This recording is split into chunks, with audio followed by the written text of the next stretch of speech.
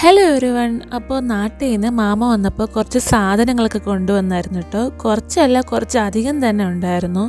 അപ്പോൾ അതിൻ്റെ ഒരു അൺബോക്സിങ് വീഡിയോ ആണ് കേട്ടോ ഇത്. കുറച്ച് ഫുഡ് ഐറ്റംസും പിന്നെ എൻ്റെ കുറച്ച് പേഴ്സണൽ ഐറ്റംസൊക്കെ ആയിരുന്നു കേട്ടോ.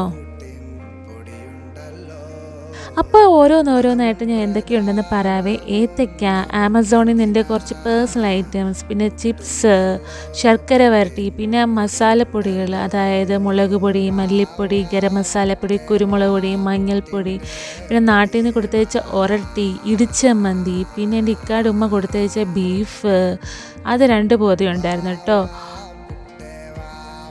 പിന്നെ പപ്പടം ഉണ്ടായിരുന്നു, പിന്നെ കൊല്ലം സുപ്രീമിലെ ലഡുവും ജിലേബിയും, പിന്നെ എൻ്റെ ഇക്കാടുമ്മ ഉണ്ടാക്കിയ ഉണ്ണിയപ്പം, പിന്നെ പുളി, കറിവേപ്പില, പിന്നെ 3 ടൈപ്പ് അച്ചാറുണ്ടായിരുന്നു കേട്ടോ. നാരങ്ങ, മാങ്ങ, ഫിഷ്, ഇതെല്ലാം ഉണ്ടായിരുന്നു.